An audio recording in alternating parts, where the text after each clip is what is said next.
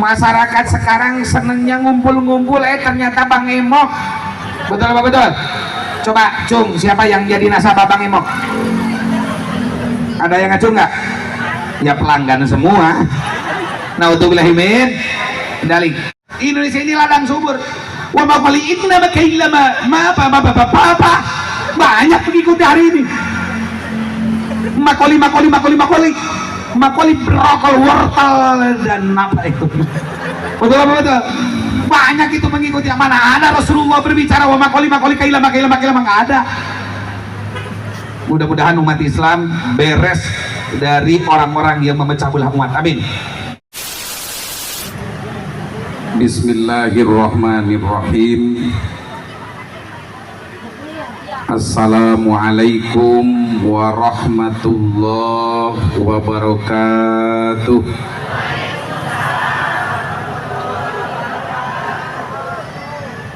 Alhamdulillahi rabbil alamin, wal aqibatu lil muttaqin, wala udwana illa ala zalimin. Ashhadu an la ilaha illallah al-malikul haqqul mubin, wa ashhadu anna muhammadan abduhu wa rasuluh shadiqul wa'dil amin. Allahumma salli wa sallim wa barik ala sayyidina Muhammadin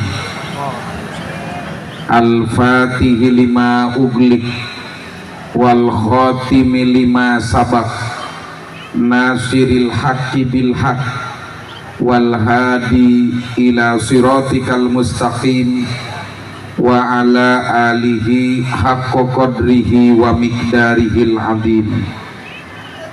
Faqad qala Allah ta'ala fi kitabihil azizil karim, a'udzu billahi minasy syaithanir rajim, bismillahirrahmanirrahim. Wa kaifa takfuruna wa antum tutsla alaikum ayatullah wa fikum rasuluh wa may ya'tasim billah faqad hudiya ila siratim mustaqim.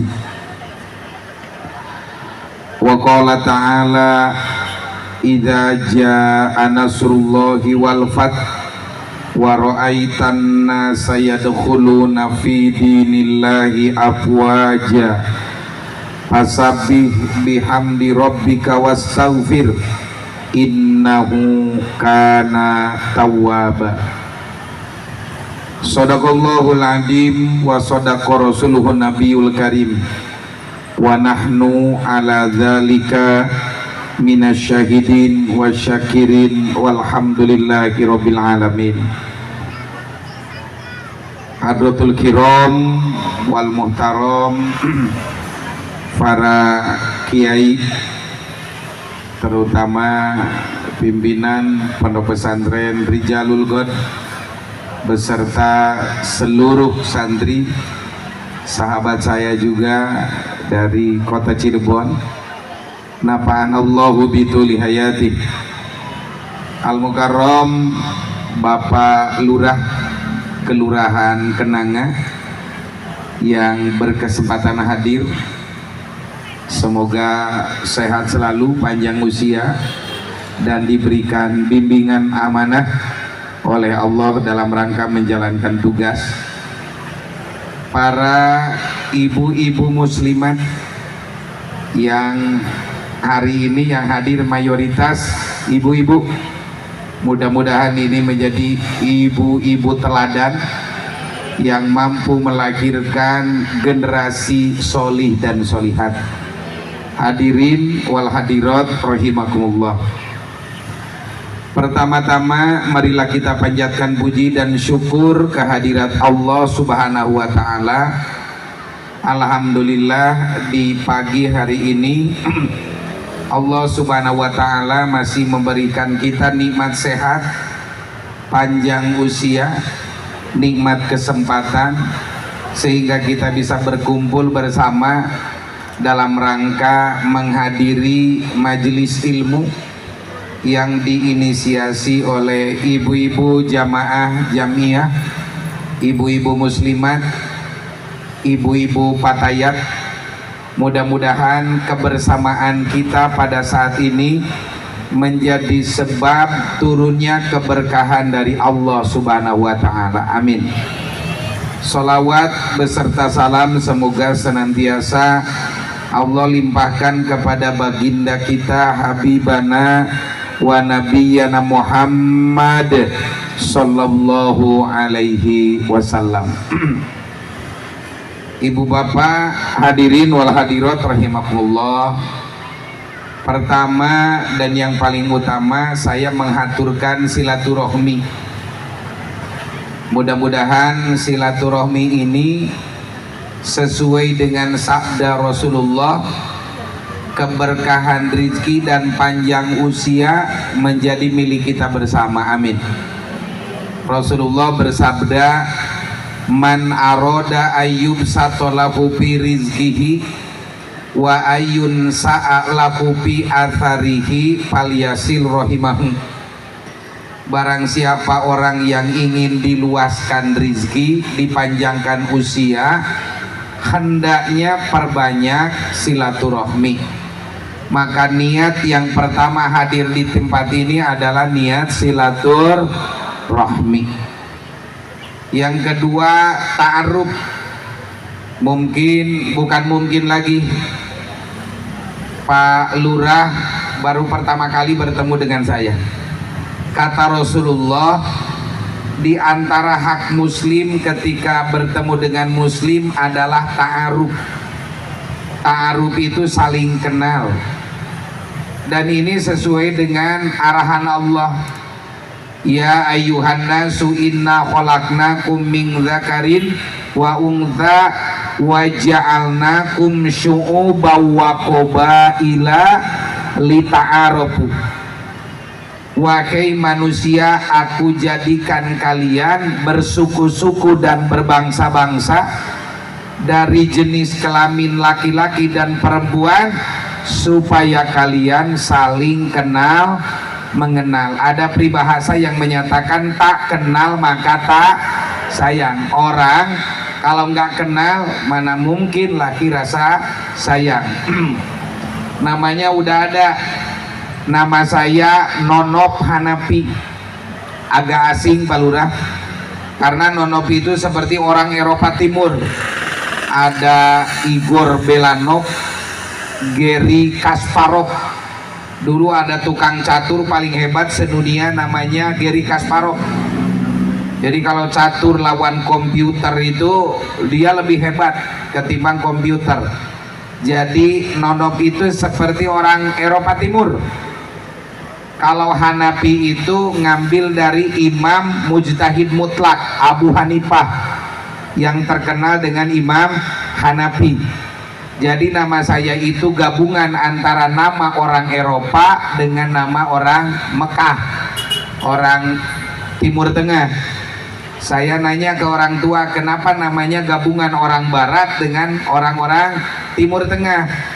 Kata orang tua saya, Nonop yang seperti orang Barat, Hanafi yang seperti orang Mekah. Otak boleh Jerman, tapi hati harus tetap Mekah. Manggilnya boleh, kalau di Ciamis kiai yang masih muda itu ajengan. Ajengan itu kepanjangan di ajeng-ajeng, di mangan-mangan. Jadi begitu datang langsung tuh ada apa itu? Oh, cuman 2 rupa itu. Ada bukan melon, itu namanya apa Pak Lurah? Semangka. Dan nyebutinnya cuma 2 rupa karena cuma ada 2 rupa. Ada kiai, ada apa? Kiai. Kemarin saya ngaji di Lampung, itu di Lampung dipanggilnya Romo Yai. Kalau di Padang namanya Buya, tapi kalau nggak benar jadi Buyatak. Kemarin sore Jumat saya ngaji di Yogyakarta, di Jogja. Kebetulan Masjid Joko Karyan itu pengurusnya sahabat saya Kiai Haji Salim Abdillah. Sampai jam 2 jam 2 saya terbang ke Jakarta, acara Munasoroh Palestina bersama para tokoh muslim di sana. Peace Convoy Indonesia for Palestina, ngerti ibu-ibu hente? Konvoy Indonesia untuk pembelaan Palestina, setar dari Masjid Al-Azhar berakhir di Kemayoran. Alhamdulillah ribuan umat Islam menyatakan dukungan terhadap Palestina yang sedang digenosid, dihancurkan, dibombardir oleh Israel laknatullah. Beres saya memukimkan santri di daerah Cibitung, jam 4 sore bertemu dengan tokoh di Kemayoran, di Pancoran. Malam kesini bingung nginep Pak Lurah, ini mau nginep di mana?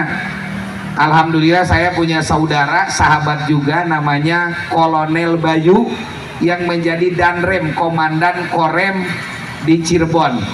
Dan beliau mengatakan, kebetulan pakai telepon saya alhamdulillah dapat promosi Brigjen, Brigadir Jenderal Bintang 1, dan beliau dipindahkan ke Badan Intelijensi Nasional. Jadi cuman beberapa bulan saja di Danrem ini, dan alhamdulillah disewakan hotel. Saya cariin tempat penginapan di markas Korem juga nggak apa-apa, kata saya. Nggak, jangan, artinya disewain hotel sama Pak Danrem di sekitar Cirebon ini, dan hari ini bisa bertemu di sini. Jadi kalau boleh ngobrol, ngantukan saya, ini belum pernah berhenti dari Jogja, Jakarta ke Cibitung, balik lagi Jakarta ke Cirebon. Tapi ibu-ibu mah saya baru ngobrol 5 menit udah ada yang ngantuk. Nah itu menunjukkan barokah ngajinya udah turun, barokah ngajinya udah turun. Kata Rasulullah, orang yang rajin ngaji itu Allah akan berikan 4 hal. Berapa hal? Nah ini harus dicatat ini. Kata Rasulullah, majtama'a qaumun fi baitin min buyutillah yatluna kitaballah wa yatadarasuna illa haffat alaihimul malaikah wa ghasyiyatuhumur rahmah wa nazalat alaihimus sakinah wa dzakarahumullahu fi man indah. Ketalar enggak hadisnya? Ketalar enggak? Enggak. Karena ibu-ibu ngaji itu begitu beres ngaji barho, begitu bubar langsung poho. Makanya Pak Lurah, nanti ini jamiah itu di mana-mana tapi jarang bawa buku. Artinya bawa buku, bawa pulpen gitu kan. Sekarang itu lazimnya ngaji itu bawa HP selfie. Betul apa betul? Ya selfie gini. Alhamdulillah guys, ngaji di Kelurahan Kenanga. Beres itu upload di Facebook, upload di TikTok. Ngajinya nggak ada. Umat Islam ini kalau rajin ngaji pasti pinter. Kata Rasulullah, ada 4 keberkahan orang yang rajin berkumpul di majelis ilmu. Ada berapa? 1, hafaz alaihimul malaikah. Tempat yang dipakai ngaji itu akan dikelilingi oleh para malaikat. Maka insya Allah tempat di sekeliling ini akan dikelilingi oleh para malaikat. Amin. Amin ya Allah ya Rabbal. Waktu Gunung Semeru di Jawa Timur meletus, saya sama santri ngirimkan bantuan di sana. Ada yang paling kaget itu ada rumah yang ada di lereng Gunung Semeru, dan rumah di sekelilingnya itu rata sampai atap, penuh dengan lahar dan lalapa. Hanya ada 1 rumah yang masih utuh. Setelah saya tanya kenapa rumah ini utuh, rumah ini adalah milik seorang ustadz yang kesehariannya dipakai tempat ngaji anak-anak dan majelis taklim ibu-ibu. Jadi Allah penuhi janjinya. Rumah yang dipakai tempat ngaji, rumah yang dipakai dengan majelis zikir, istighosah, Rasulullah mengatakan rumah itu akan dijaga oleh para malaikat. Maka mudah-mudahan rumah yang ada di sekeliling ini insya Allah dijaga para malaikat. Amin. Amin ya Allah ya Rabbal. Yang kedua, orang yang ngaji itu wa ghasyiyatuhumur rahmah, Allah akan penuhi dengan cinta dan kasih sayang. Makanya orang bubar ngaji itu hatinya mesti adem.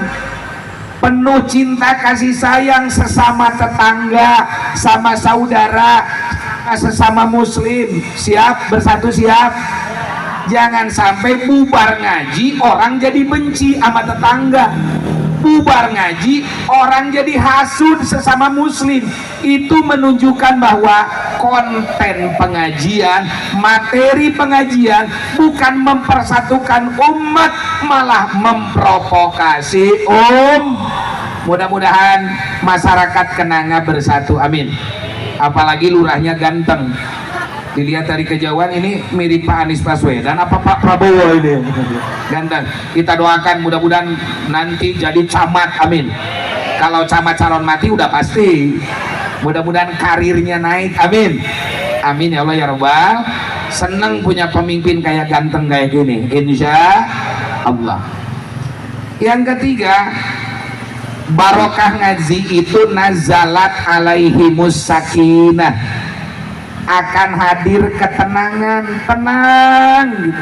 Ciri tenang orang bisa tidur. Makanya kalau ada yang tidur lagi pengajian, itu ciri barokah ngajinya udah turun. Betul apa betul? Coba kira-kira orang yang lagi dikejar-kejar Bang Emok bisa tenang apa tidak? Bisa tenang apa tidak? Ini di saya Pak Lurah, masyarakat sekarang senengnya ngumpul-ngumpul, ternyata Bang Emok. Betul apa betul? Coba cung, siapa yang jadi nasabah Bang Emok? Ada yang ngacung nggak? Ya pelanggan semua. Naudzubillahimin dalik.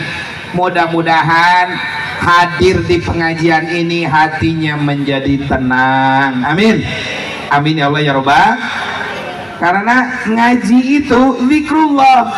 Orang yang hatinya penuh dengan zikir kepada Allah, hatinya akan tenang. Makanya Allah mengatakan ala bidzikrillahi tatmainnul qulub. Ingatlah, zikir kepada Allah itu akan mengakibatkan tenang hati, insya. Subhanallah walhamdulillah wala ilaha illallah wallahu akbar wala haula wala quwata illa billahil aliyyil azim. Sama-sama, subhanallah walhamdulillah wala ilaha illallah wallahu akbar wala haula wala quwata illa billahil aliyyil azim. Tenang apa tidak? Tenang, alhamdulillah. Jadi ngaji di pinggir jalan mah Pak Lurah suaranya bersaing sama suara kendaraan, bersaing sama suara kendaraan. Tapi lumayan, ibu-ibu matanya lebih banyak liatin mobil ketimbang liatin ustaz. Yang keempat, barokah ngaji itu apa? Wa dzakarahumullahu fi man indah. Orang yang rajin ngaji itu Allah akan kampanyekan di hadapan para malaikat yang ada di sekeliling Allah. Jadi nama ibu, nama bapak yang rajin hadir di majelis ilmu, insya Allah tercatat di langit, disaksikan oleh para malaikat, insya. Jadi malaikat hadir, malaikat itu hadir di tempat ngaji. Tugasnya apa? Mengambil dosa jamaah, dibuang ke tengah laut. Tapi malaikat nggak dulu ngebuang dosa jamaah, diliatin dulu siapa yang pulang duluan. Nggak jadi dosa jamaah itu dibuang ke tengah laut, tapi ditimpakan di punggung orang yang pulang lebih dulu dari jamaah ini. Makanya yang ngeloyor duluan itu yang nanggung dosa jamaah. Awas, cirian sanu balik panggelana tadunga gendol dosa jamaah. Siap. Jadi ada berapa barokah ngaji? Ada berapa? 4. 1 poho deui. 2 lupa lagi, 3 meledus, 4 hilang. Nya itu fenomena ngaji Pak Lurah. Betul apa betul? Jadi mudah-mudahan kita dapat keberkahan dari jamaah ini, amin. Amin ya Allah ya Rabbal. Yang kedua, silaturahmi itu mendekatkan pada rizki. Mendekatkan pada apa? Pada rizki. Makanya ngumpul-ngumpulnya jangan bikin seblak langsung datang Bang Emok aja. Ini Indonesia ini sekarang, naudzubillahi min dalik, negara kita mencanangkan 2045 itu Indonesia emas. Tapi kalau kenyataannya seperti hari ini, bukan Indonesia emas, Indonesia cemas. Kenapa? Indonesia dari 270 juta penduduk, 87,5%-nya muslim. Betul apa betul? Tapi tahu nggak, pelanggan judi online terbesar di dunia adalah Indonesia. Saya malam ngobrol dengan para pelatih sepak bola, Pak. Jadi saya bersahabat dengan Pak Gede Widya. Beliau pemilik Persija dulu. Beliau punya hotel Spring Hill di mana-mana di seluruh Indonesia. Di sepak bola judi online juga ada. Indonesia menjadi pelanggan terbesar judi online terbesar di dunia. Setiap bulan uang judi itu berputar sekitar 130 triliun. Naudzubillahi min. Ini garapan kita Pak Lurah nih. Yang kedua, pelanggan judi online terbesar di Indonesia adalah Jawa Barat. Naudzubillahi min. Coba bayangkan. Padahal Allah telah jelas, orang-orang yang hidupnya dari judi itu akan hancur seluruh peranata kehidupan. Saya kedatangan seorang mahasiswa S3 dari satu universitas yang saya tidak akan menyebut universitasnya demi menjaga kode etik jurnalistik. Yang jelas dari Provinsi Jawa Tengah. Dia meneliti tentang apa korelasi. Ibu ngerti nggak korelasi? Naon korelasi? Hubungan antara judi dengan kehancuran peradaban masyarakat. Diambil dari ayat yamhaqullahu riba wa yurbis shadaqah. Allah akan menghancur leburkan usaha dari riba dan Allah akan menyubur makmurkan usaha hasil sedekah.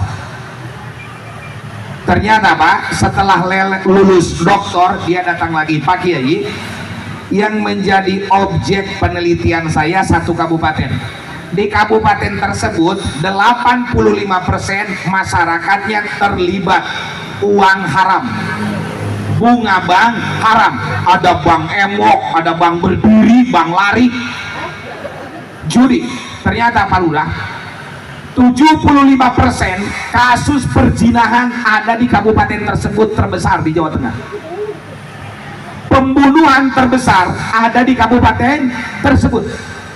Dan ternyata perjudian terbesar ada di kabupaten tersebut. Jadi dia mengatakan, betul, ketika riba ini menjadi denyut nadi usaha masyarakat, maka kehancuran akan terjadi.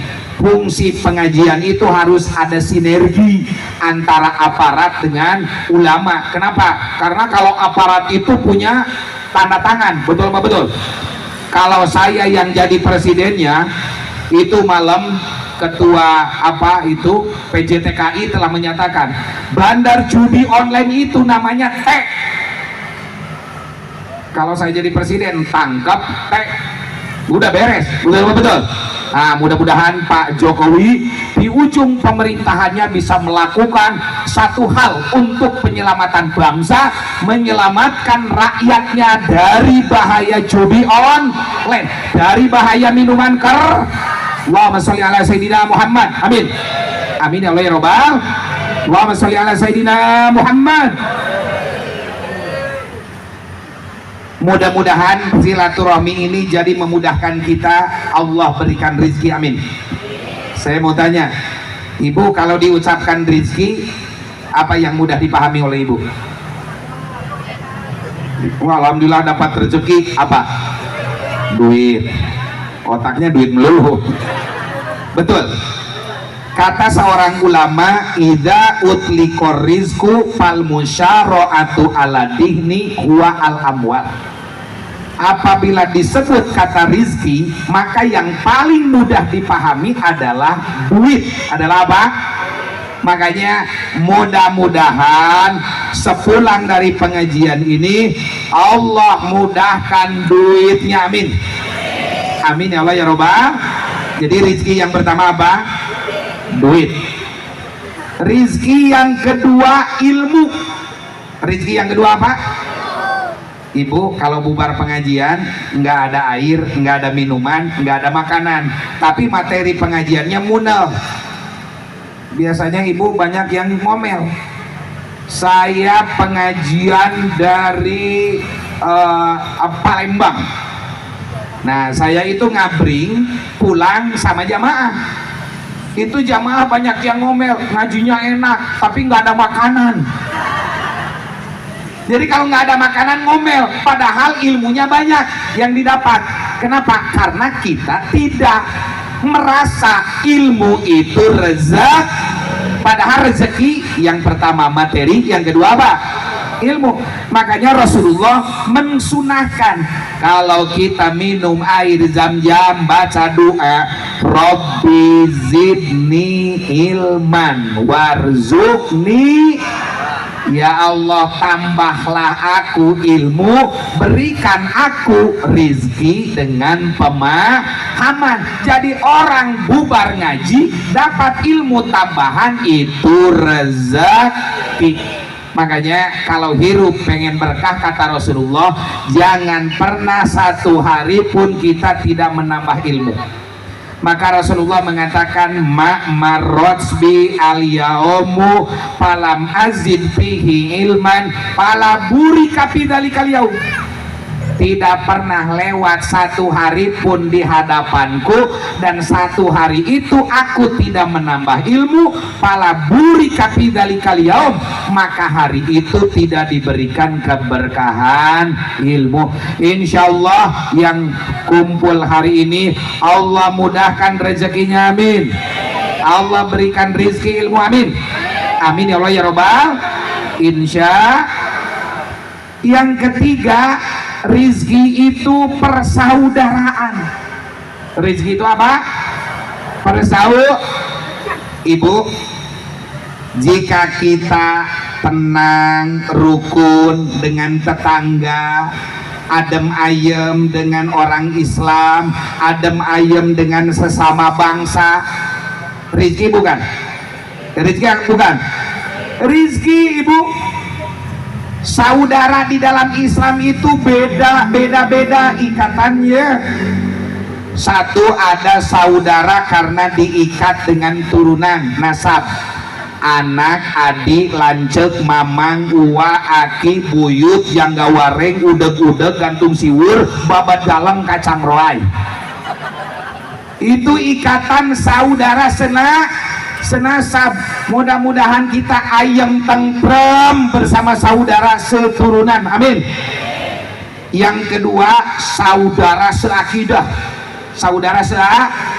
Jadi kata ulama, apapun bahasanya, apapun negaranya, apapun kultur budayanya, apapun pilihan partai politiknya, apapun organisasi masanya, mau Nahdlatul Ulama, Muhammadiyah, Persis, Nahdlatul Wathon, Perti, Al-Wasliyah, jika masih meyakini bertuhankan Allah dan berasulkan Muhammad, itu saudara. Innamal mu'minuna ikhwatung fa'aslihu baina ahwaikum. Sesungguhnya orang beriman itu saudara, maka berbaik-baiklah dengan saudara kamu. Mudah-mudahan umat Islam tidak boleh dipecah belah, amin. Beda dikit-dikit kan biasa. Palura betul apa betul? NU kunut, Muhammadiyah kagak kunut, tapi netizen banyak yang ngeyel sekarang. NU Muhammadiyah dipisahkan dengan kunut tapi disatukan dengan tambang. Betul apa betul? Muhammadiyah kemarin nerima tambang untuk menggali apa alam Indonesia NU ulah duluan. Kita berantem urusan kunut dan tahlil, tapi bisa dipersatukan dengan urusan apa? Tambang. Itu kata netizen usil. Artinya apa? Umat Islam wajib bersatu, Ibu. Siap bersatu apa tidak? Ini kita kadangkala NU sholat bareng sama Persis, betul apa betul?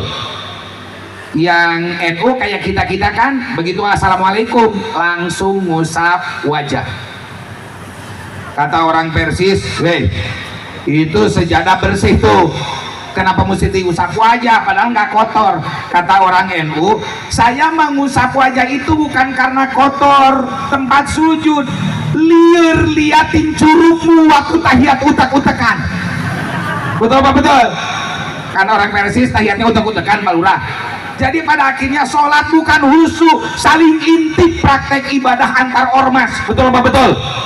Padahal negara kita telah mempersatukan NU Kiai Haji Hasyim Asy'ari dengan Kiai Haji Ahmad Dahlan, dua pendirinya satu guru, satu ilmu. Mereka pernah belajar bersama di Syekh Khotib Al-Padani ketika mengajar di Makkah Al-Mukarramah. Siap bersatu? Siap. Karena bersatu itu adalah kekuatan. Al-Ittihad yurisul quwwah. Persatuan itu menumbuhkan kekuatan. Hari ini umat Islam tercerai-berai, betul apa betul? Kita aneh Pak, umat Islam ini kalau pecah belah nggak ada kekuatan. Makanya saya sering bertemu dengan para pemimpin partai politik, saya sering bertemu dengan para pemimpin ormas Islam, enjoy aja, tapi terkadang umatnya di bawah diprovokasi. Untuk itu saatnya pengajian hari ini, narasinya, kontennya, isinya membuat umat Islam ini untuk bersatu karena kita saudara seakidah. Ucapkan la ilaha illallah Muhammadur. Sama-sama ucapkan la ilaha illallah Muhammadur Rasul. Mudah-mudahan kita dapat nikmat persaudaraan. Amin. Amin ya Allah ya Rabbah. Di Rasulullah ketika hijrah dari Mekah ke Madinah, jarak Mekah Madinah itu sekitar 500 km, Jakarta Semarang. Dan itu para sahabat yang ikut hijrah itu nggak punya saudara di Madinah, Ibu. Rasulullah mulai mempersatukan sahabat Muhajirin dengan Ansor, namanya mu'akhoh, mempersaudarakan. Ada sahabat orang kaya di Mekah namanya Abdurrahman bin Auf. Abdurrahman bin Auf itu dipertemukan dengan orang kaya lagi, karena biasanya kalau pergaulan itu leveling Pak Lurah, betul. Kalau orang kaya pasti nyambungnya dengan pengusaha, kiai nyambungnya dengan kiai, aparat nyambungnya dengan aparat. Abdurrahman bin Auf harta kekayaannya ditinggalkan. Kata Sa'id bin Robi, "Wahai Abdurrahman bin Auf, saya punya banyak tanah, kalau Anda mau silahkan garap. Saya punya banyak rumah, silahkan pilih mana yang engkau mau. Saya punya banyak onta untuk kendaraan, silahkan milih. Saya punya 4 istri, silahkan pilih yang engkau suka, aku ceraikan." Itu saudara. Senang saya kalau ke Cirebon ini ketemu Pak Lurah, kenanga Pak Yai, saya punya motor 5, silahkan pilih 1 ambil. Saya punya anak 4, silahkan pilih mana yang Kiai suka. Senang apa tidak? Yang ingin saya ambil, betapa kaum muslimin di zaman sahabat, para tabi'in itu berusaha dipersatukan karena mereka diikat dengan 2 kalimat syahadat, la ilaha illallah Muhammadur Rasulullah. Tiba-tiba hari ini umat Islam mau dipecah belah lagi, urusan tek-tek bengek. Mana ada Indonesia bisa bersatu Pak? Indonesia negara besar, Indonesia harta kekayaannya banyak, emas ada, minyak tanah ada, batu bara banyak. Orang lain nggak seneng kalau Indonesia rukun dan bersatu. Kenapa? Harta kekayaannya akan dikeruk oleh bangsat-bangsat yang tidak berperi kemanusiaan. Tiba-tiba negara kita dihebohkan dengan 300 triliun. Pak Lurah, tambang timah di mana? Di Pulau Bintan. Lenyap beritanya, yang muncul Pina Cirebon. Betul apa betul? Udah mudeng masyarakat kasus Pina Cirebon yang itu meninggal. Kenapa? 300 triliun hilang. Coba kalau 300 triliun jangan banyak-banyak, 1 triliun dikasihkan ke lurah Kenanga, mau dipakai apa duit? Nyandung juga nah. Betul apa betul? Maka masyarakat sengaja pecah belah, beda ormas pecah belah, beda nasab pecah belah. Siap umat Islam bersatu? Angkat tangannya yang siap bersatu. Siap bersatu? Siap bersatu? Ucapkan la ilaha illallah Muhammadur Rasul. Karena persatuan itu nikmat. Persatuan. Jadi kita jangan-jangan kalau beda cara ibadah, beda akidah bisa jadi.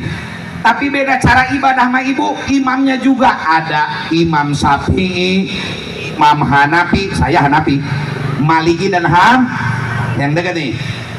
Gus Dur itu pernah ketemuan, Gus Dur ketua NU, pernah ketemuan Kiai A.R. Fahrudin ketua Muhammadiyah pas Ramadan. Begitu sholat tarawih, kata Gus Dur kepada santri Tebu Ireng, yang jadi imam sekarang adalah Bapak A.R. Fahrudin. Bapak A.R. Fahrudin Muhammadiyah kan? Muhammadiyah tarawihnya 11, NU tarawihnya kayak kita 23. Tiba-tiba begitu sholat sampai di ke-10, Pak A.R. Fahrudin menghadap jamaah NU semua. Saya mau bertanya, apakah dilanjutkan dengan witir 1 rakaat atau lanjut 23? Semua yang NU jawab 11 aja. Begitu beres tarawih, Gus Dur mengatakan, baru dalam sejarah orang NU dimuhammadiyahkan oleh Bapak A.R. Fahrudin. Ibu, tokoh-tokoh ormas itu bersatu, pendirinya dulunya. Kenapa umat mesti berpecah karena beda ormas? Betul apa betul? Makanya kalau ada narasi yang ingin memecah belah umat, jangan didengerin. Karena tujuan pengajian mempersatukan, menenangkan batin, dan membuat kekuatan umat menjadi bersatu. Insya. Jadi rezeki yang ketiga itu persaudaraan. Yang keempat, rizki itu sehat. Apa? Sehat mahal apa enggak? Mahal apa enggak? Subhanallah, mahal. Saya Pak Kiai itu punya saudara, dia penyakitnya adalah mesti cuci darah. Mesti apa? 10 tahun Bu cuci darah. Setiap minggu cuci darahnya itu 2,5 juta. Berarti kalau 1 bulan 10 juta, kalau 1 tahun 120 juta. Ini 10 tahun nggak pernah berhenti cuci darah, 1,2 miliar. Ibu sekarang darah disusun, darah dicuci apa tidak? Nikmat apa tidak? Nikmat. Makanya awak kita sehat, makan enak kan. Kalau lagi sehat ibu makan sama sate kambing enak. Enak apa tidak? Enak. Kalau lagi sakit makan sama gerus cengek, gerus cabai kagak enak. Betul apa betul? Nikmat yang keempat, rizki dari yang keempat silaturahmi adalah rizki sehat. Rizki satu, rizki itu apa? Materi. Yang kedua ilmu. Yang ketiga persaudaraan. Yang keempat sehat. Insya Allah semua yang hadir jamaah ini fisiknya sehat, duitnya berkah, nggak usah banyak. Duitnya apa? Kalau kata orang Ciamis mah, rizki mah yang penting tuh ya apa? Lagu butuh ayah. Mau bikin rumah ayah, mau bikin beli motor, daftar umroh ayah, nyekolahin anak, nyandung. lagu butuh ada, itu rezeki yang enak. Nah, pengen nggak lancar rezeki? Saya mau tanya, pengen lancar rezeki nggak? Ada 5 konsepnya. Ada berapa? Ada 5 konsep lancar rezeki. Catat ini. Bawa buku nggak? Ya, bawanya cemilan doang. Ada berapa lancar rezeki konsepnya? 1, jaga sholat berjamaah. Apa? Inilah kata Allah, wa'mur ahlaka bis sholati wastabir 'alaiha la nas'aluka rizqa nahnu narzuquka.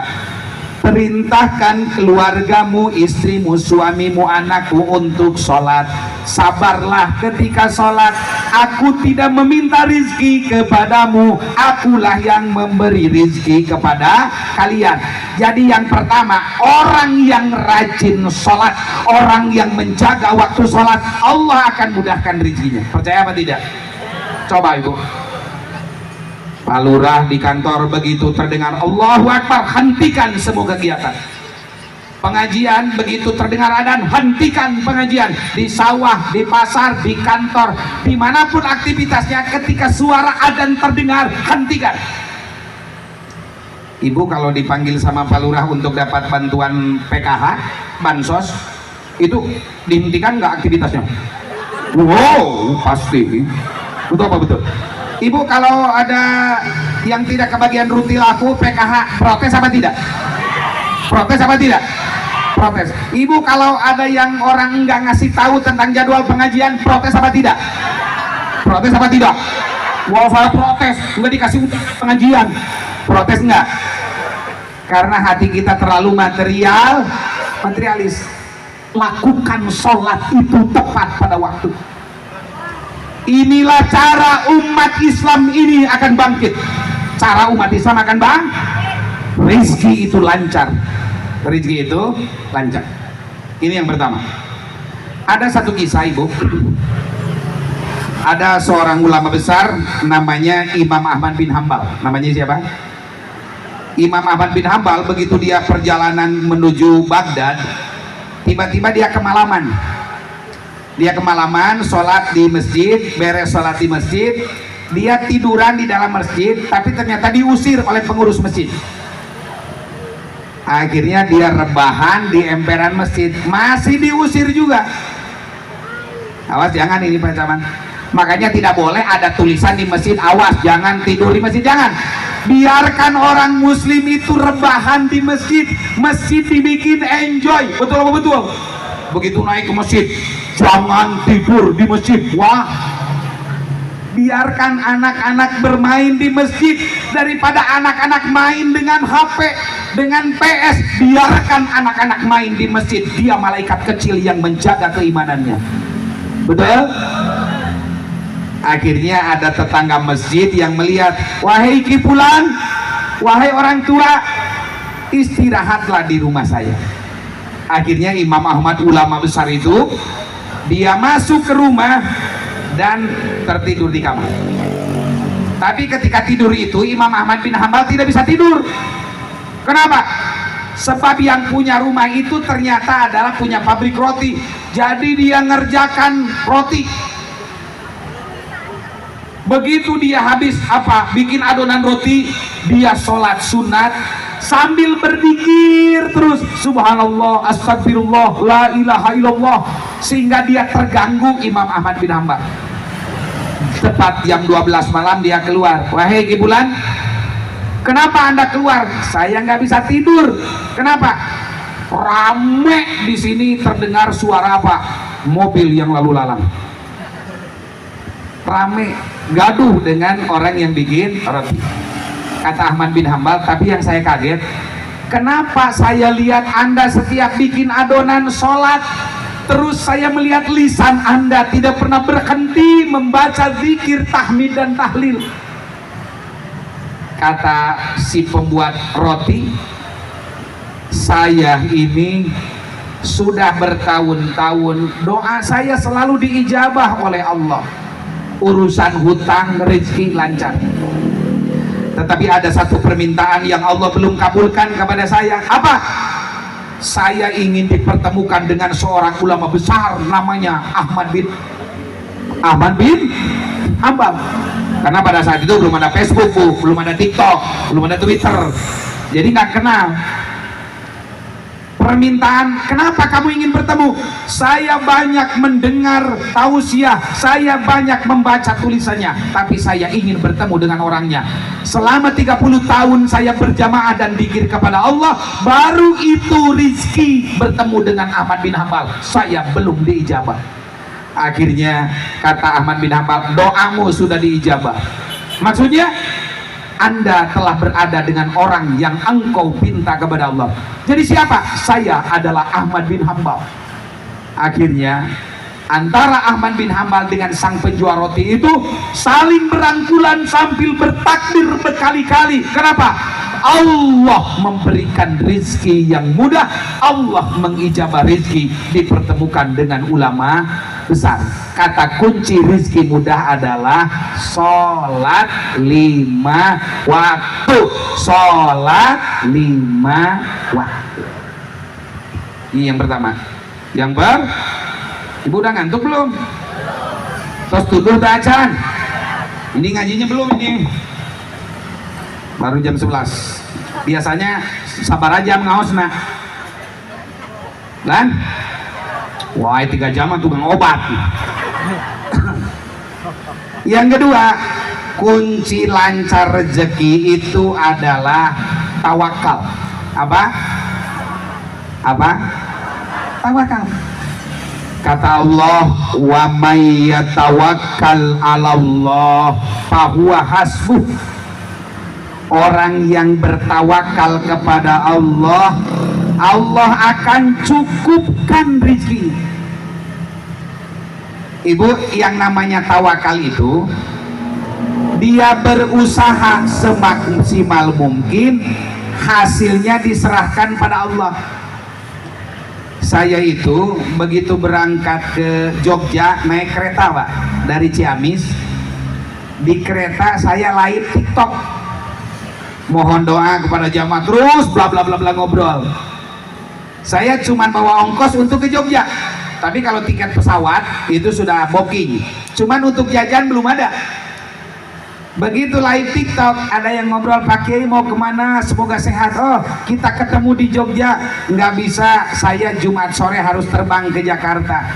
Pak Kiai minta nomor rekening, saya ingin memberi untuk bekal ke Jakarta. Kirim nomor rekening, masuk lumayan, nggak kasih tahu berapa jumlahnya. Jadi ketika yakin betul bahwa kita berjuang di jalan Allah, bertawakal kepada Allah, Allah akan cukupkan rezeki. Mudah-mudahan yang hadir di sini rezekinya dimudahkan, amin. Jadi tawakal itu berusaha semaksimal mungkin, tapi hasil diserahkan kepada. Yang ketiga, jalan mencari rezeki yang gampang itu infak. Apa jalan yang ketiga? Apa? Wa ma anfaqtum min khairin fahuwa yuhlifuh. Siapa orang yang berinfak dengan sesuatu, Allah akan menggantinya. Ibu, kalau sekarang infak untuk acara 10.000, yakin nggak Allah ganti 100.000? Yakin apa tidak? Kalau infak 100.000, yakin nggak Allah ganti 1 juta? Yakin nggak? Coba keluarkan sekarang. Hah? Ibu, saya punya cerita nih. Ini yakin nyata. Saya mau pengajian ke Raja Galuh, Majalengka, karena di Raja Galuh ini banyak alumni kami di Rimbo, Lewi Munding, di banyak lah. Saya bawa kitab, ngajak santri. Tiba-tiba di sebelum jalan, sebelum nyetir, ada alumni yang pamit, Pak Kiai saya pamit mau pulang, punya ongkos enggak? Enggak. Saya ngambil uang 50.000 dari saku, saya kasihkan, nih cukup 50.000 untuk bekal pulang. Tiba-tiba setengah jam perjalanan saya lagi nyetir, si kitab yang disimpan di dashboard mobil itu terjatuh. Santri yang ada di pinggir saya suruh ambil kitab itu. Begitu kitab diambil, Bu, itu keluar uang 500.000 dari sela-sela kitab. Jadi saya ngasih 50.000 di pondok, Pak Lurah, setengah jam kemudian Allah ganti 500.000 yang dari sela-sela kitab. Tapi mungkin duit saya yang lupa nyimpen. Tapi saya tidak tahu, lupa kapan saya nyimpan uang tersebut dan dari mana uang tersebut. Tapi tepat janji Allah, ketika ngasih satu, kata Allah, Allah ganti 10 kali lipat. Manja abil hasanati falahu asyru amsalihah. Orang yang datang dengan satu kebaikan, Allah akan ganti 10 kali lipat. Yakin apa tidak? Yakin. Pak Lurah yakin tuh? Nih, tok merah 500.000 kapan itu ya? Kita datang ke kantor digantian 5 juta. Yakin tuh Pak Lurah? Yakin kan? Duitna. Betul apa betul? Jadi konsep mempermudah jalan rezeki itu apa? Konsepnya adalah rajin infak, rajin, jangan korek. Jangan apa? Korek. Ya mah jangankan uang serigih henteu. Dari mulai awal sampai akhir ngaji kieu we. Kata Rasulullah, tabassumu kafi wajhi ahika laka sodakotun. Tersenyum simpul di bibir Anda itu sodakoh bagi saudara kamu. Silakan nyengir, nyengir. Mudah-mudahan Allah lancarkan rezekinya, amin, amin ya Allah ya Rabbal. Yang keempat, kalau rizki ingin dimudahkan oleh Allah, yang rajin usahanya, rajin usaha.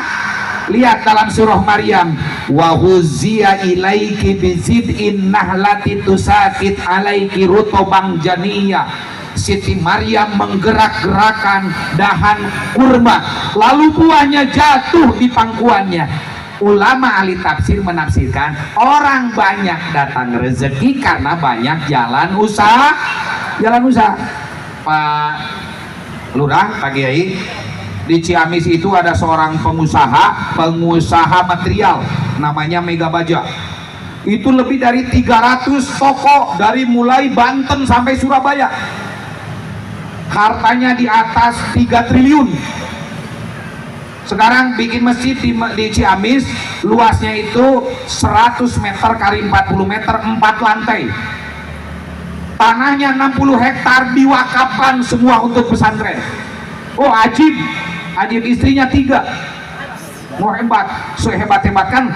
Kalau lelaki istrinya 4, oh itu Ultraman. Apa? Lelaki kuat, Ultraman. Kalau lelaki istrinya 3, itu adalah apa? Gentleman.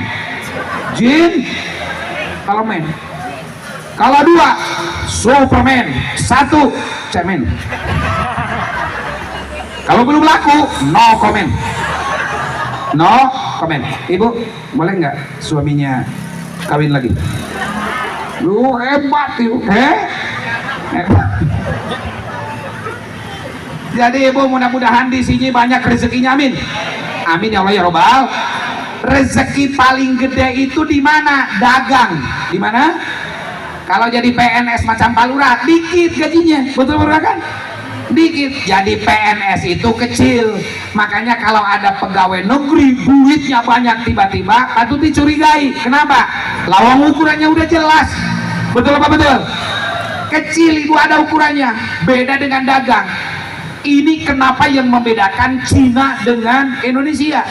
Kenapa? Menurut teori ekonomi, jika penduduk sebuah negara 15% yang menjadi pedagang, maka negara itu akan menjadi kaya raya. Dan itu kata Rasulullah, ar-rizqu isruna baban. Rizki itu ada 20 pin. Wawahidun bi amalil yadi. 1 pintu rezeki, ladang jadi pekerja, pegawai. Tis'ata asaro bitijaroh, yang 19 pintu itu datangnya dari berdagang. Dari apa? Ibu, tiap pagi lewat di depan pondok saya itu lebih 20 mobil box Pusatnya dari mana? Cirebon. Jadi Alfamart, Indomaret, Priangan Timur itu barangnya dari mana? Cirebon. Siapa yang megang? Orang Chinese keturunan. Coba saya akan tanya, ini toko yang gede-gede, Grage, ini milik orang Kenana, milik orang mana? Milik orang mana? Orang lain kan? Orang lain. Tuh rumah sakit di Bandung, Maranatha, Santo Yusuf, Santosa, Advent, itu milik orang Cirebon apa orang sana? BCA milik siapa? Orang sana. KFC nya goreng ayam. Goreng ayam. Kenapa yang punya BMH nggak laku? Yang KFC laku, Bapak Ibu sekalian? Karena mereka bisnis. Starbucks itu kopi orang Inggris, Ibu. Kenapa laku di sini? Mereka berdagang. Umat Islam usahanya cilok midun, seblak, coklat. Jadi umat Islam kalau mau bangkit maka terjunlah di dunia bisnis. Tapi bisnisnya bukan hanya untuk perut pribadi, bisnisnya dalam rangka memajukan agama dan bangsa, insya Allah. Amin ya Allah ya Rabbal. Itu cara umat Islam memperlancar rezeki. Mudah-mudahan yang hadir di sini rezekinya lancar, amin. Yang terakhir, kenapa umat Islam mesti bersatu? Karena Islam, kata Rasulullah, dihadapi dengan 5 tantangan. Berapa tantangan? Al-mu'min baina khamsi sadaid. Orang beriman ini berada dalam 5 tantangan yang menghalangi majunya umat Islam, majunya negara. 1. Al-mu'min yuhsinuhu. Orang beriman yang hasud dengan orang beriman lagi. Hari ini kalau kita baca TikTok, Pak Lurah mata kiyer, naon cenah? Ini kiai menjelek-jelekan kiai. Sekarang lagi heboh lagi membatalkan nasab. Apa gunanya coba? Betul apa betul? Apa mereka merampok uang negara? Pernahkah mereka merampas harta negara? Atau mereka merampok harta kekayaan negara triliunan? Enggak. Ini faktor kesengajaan orang agar masyarakat muslim acak-adut di antara tokohnya, agar negeri ini tetap dikuasai oleh para koruptor. Betul apa betul? Ibu bisa hayang apa? Ngerti Sunda ente? Ngerti ente? Ngerti apa Sunda? Ibu, PT Freeport Indonesia itu milik Henry Kissinger, orang Yahudi Amerika yang mengeruk jutaan ton emas yang ada di Papua, Ibu. Sekarang diperpanjang lagi kontraknya 80 tahun. Kata Profesor Dr. Ihsanuddin Nursi, jika emas yang ada di PT Freeport itu dikuasai negara, setiap penduduk Indonesia bakal kebagian 3,5 kg emas. Kaya apa tidak negara kita? Benghar ente, Ibu. Lamun orang kebagian 3,5 kg bansos, apa itu? Betul-betul. Kita kan milih pemimpin hari ini. Kenapa kita jarang memilih pemimpin? Karena kebenaran.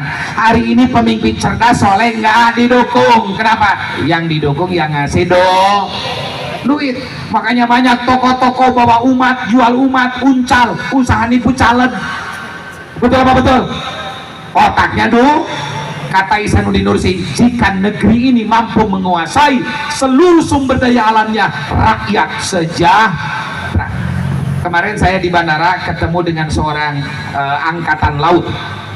Dia mengatakan, Pak Kiai, emas batu bara di Papua itu luar biasa. Jadi Pak, yang kurangnya apa? Laut kita 60%. Kita nggak akan kekurangan ikan. Betul apa betul? Garam kita luas. Masa garam ekspor Vietnam?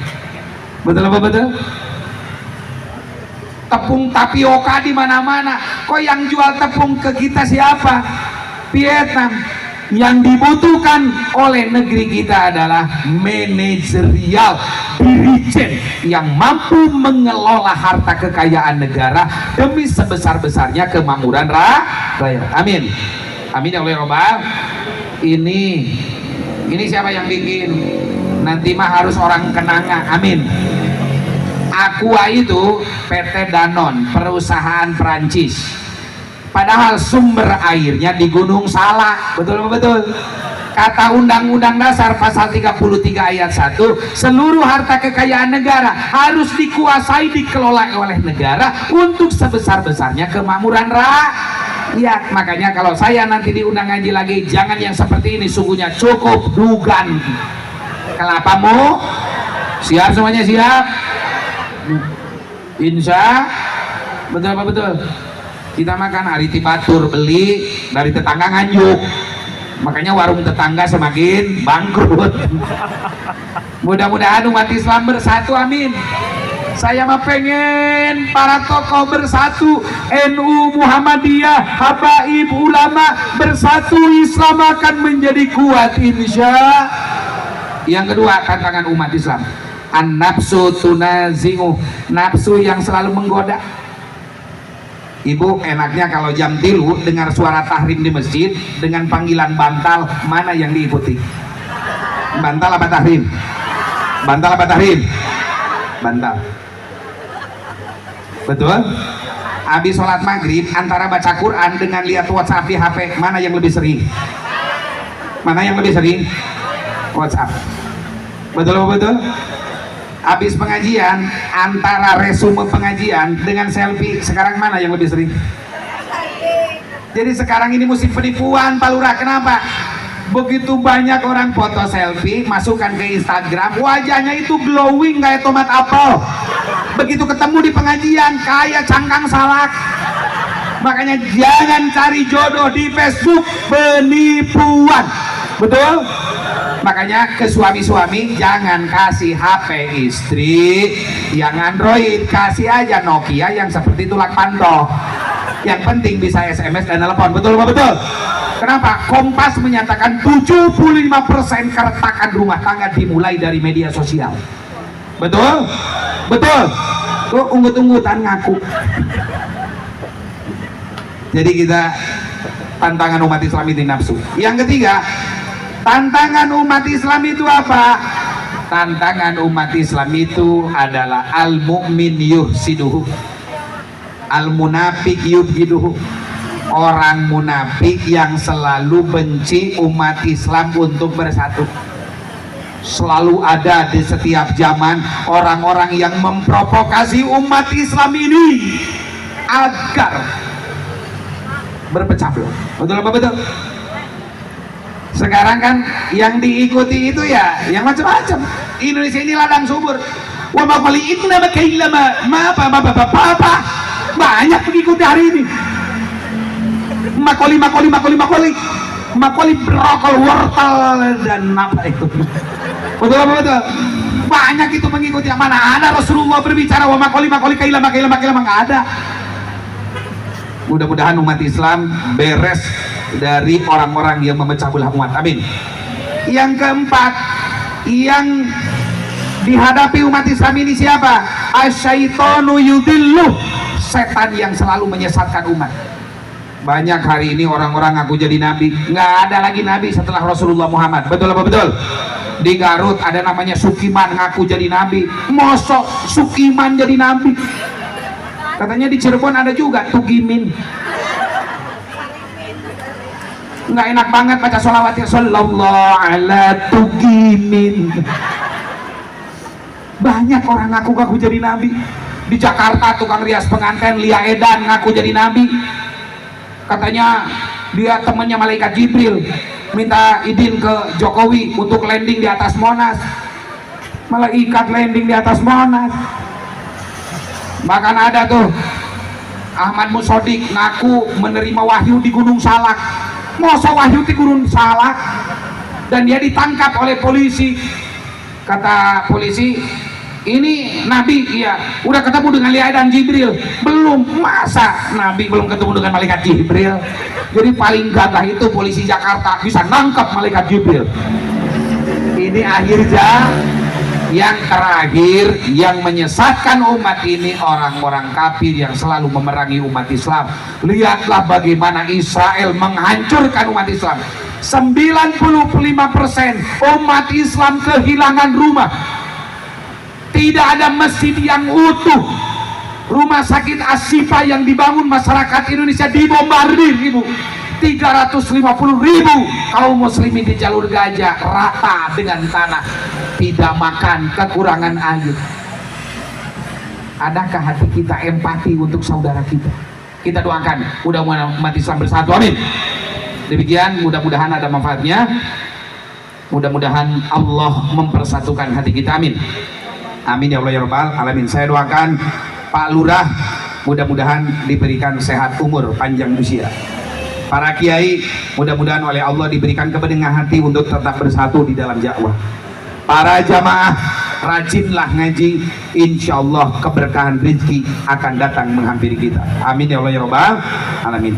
Astaghfirullah Rabbal baraya, astaghfirullah minal khataya, astaghfirullah Rabbal baraya, astaghfirullah minal khataya, Rabbi zidni ilman nafi'an wa wafiqni amalan makbula wa wahabli rizqan wasi'a wa tub alayya taubatan nasuha wa tub alayya taubatan nasuha. Allahumma sholli wa sallim wa barik, amin ya Allah ya rabbal alamin.